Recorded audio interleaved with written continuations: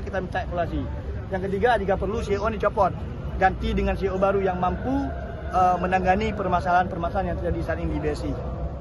Syederalun, sejumlah massa yang tergabung dalam Ikatan Mahasiswa Pemuda atau IMP Seramo Mekah melakukan unjuk rasa di depan kantor regional Bank Syariah Indonesia atau BSI KC Ahmad Dahlan di Banda Aceh pada Senin 15 Januari 2024. Aksi tersebut berlangsung di bawah pengawalan ketat pihak kepolisian dari jajaran Polresta Banda Aceh.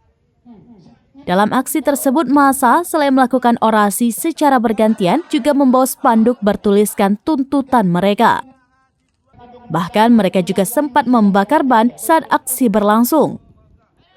Di akhir aksi, para demonstran meminta Bank BSI untuk evaluasi atas permasalahan yang sering dihadapi seperti ATM error dan kekosongan uang di ATM. Bila permasalahan tersebut belum bisa diatasi, massa itu menyatakan akan melakukan aksi dengan massa yang lebih banyak lagi. Alasan kita aksi hari ini adalah untuk menyuarakan keresahan yang terjadi di masyarakat saat ini. Mungkin kakak-kakak dan abang juga tahu ATM BSI sering error. Oleh karena itu, kita ingin suarakan karena ini yang terbaik. Kita ingin BSI segera memperbaiki permasalahan-permasalahan model khusus ATM error yang terjadi saat ini. Juga selain ATM error, ATM sering kekosongan uang. Itu, Pak. Untuk permasalahan M-Bankingnya gimana? Ya, termasuk M-Banking.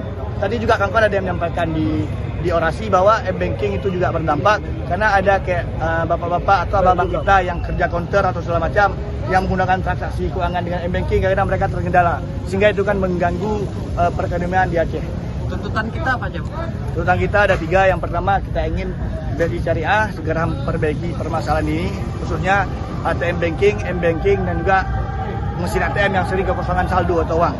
Kemudian yang kedua, kami ingin pihak BSI itu mengevaluasi seluruh pihak-pihak yang berkepentingan, yang terlibat ataupun yang terlibat dalam terjadinya ATM ini bermasalah. Karena kita ketahui itu baik internal atau eksternal. Karena kita ketahui juga pihak BSI ada kerjasama dengan pihak ketiga terkait jaringan. Kita nggak mau tahu lah alasannya apa. Kalau emang bermasalah dengan pihak ketiga, ganti aja pihak ketiganya yang kita inginkan. Jadi maka kita minta evaluasi. Yang ketiga, jika perlu CEO dicopot, ganti dengan CEO baru yang mampu menangani permasalahan-permasalahan yang terjadi saat ini di BSI. Oke, dengan nama siapa, Bang? Saya Balma. Koordinator ya? Koordinator, iya boleh. Dari Banda Aceh, Henry, Serambines.com. Tribun X sekarang menghadirkan lokal menjadi Indonesia.